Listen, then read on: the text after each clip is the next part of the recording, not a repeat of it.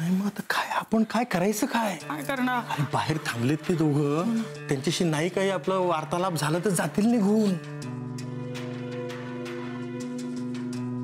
ठरलं. काय ठरलं मला सांग ना. आपण त्यांना पटवायचं, त्यांनी डिवोर्स घ्यायचा नाही. वाह वाह नलू वाह. अगं ये ना ऐश्वर्या, इकडे बाहेरच काय थांबलीस? ये ये ये. पाणी वगैरे हवंय का तुला? नाही नको. मैत्रेयी ऐश्वर्या आलीये का? तुम्ही जोडीने जाताय हे बरं आहे, म्हणजे तिथे एकमेकींना कंपनी होईल ना जरा.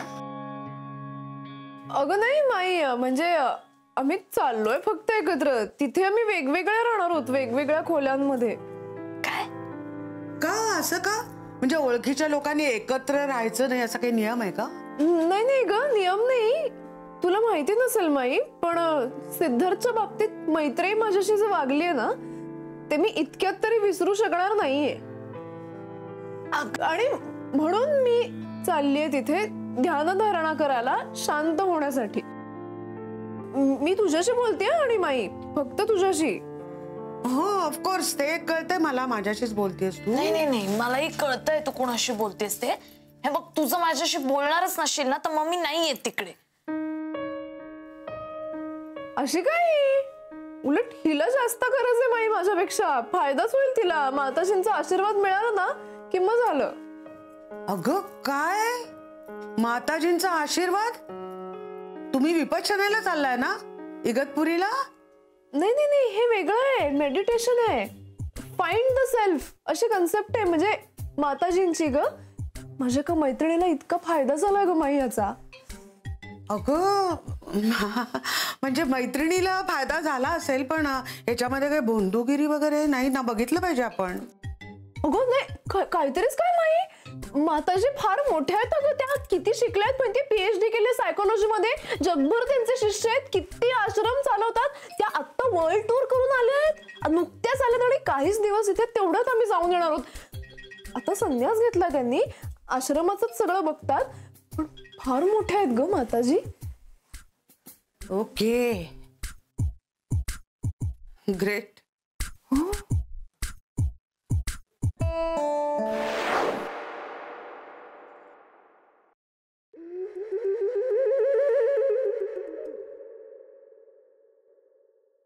डॉक्टर साहेब, मला काय वाटतं, प्लीज तुम्ही ना हा वेगळं व्हायचा विचार सोडून द्या. आय नो, मला माहिती आहे की तुम्ही मला आपुलकीने हे सगळं सांगतात, पण आमच्या दोघांचा या सगळ्या गोष्टींच्या बाबतीत पूर्ण विचार झालेला आहे. हो का? बर ठीक आहे. डॉक्टर साहेब, एक जरा प्रश्न विचारू का? नाही म्हणजे पर्सनल आहे, जरा विचारू का? थँक्यू. काय आडावडीक चालली, जरा थोडं धीर धरा ना मग तुमचं.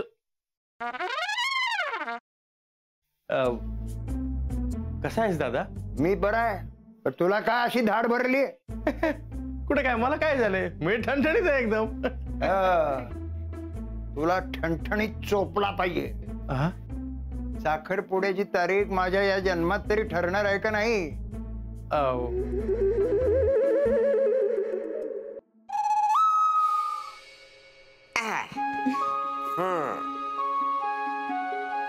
कसा वाटता? आम्हाला छानच वाटतंय, पण आम्ही साडीत कशा वाटतोय हे महत्वाचं. ऍक्च्युली आजी, बऱ्या दिसतोय ना आम्ही? बऱ्या दिसतो? अगो नक्षत्रावानी दिसतास दोघं. खरंच?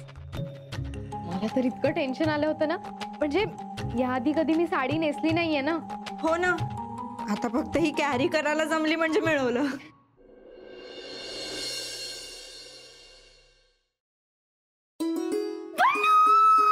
पल्लू पल्लू पल्लू, तू बिलीव्ह पण नाही करणार, माझ्या आयुष्यात थोड्या वेळाने काय घडलं ते. नीतू, काय झालंय? तू एवढी एक्साइटेड आहेस, किंचाळतेस, प्लीज सांग काय झालंय?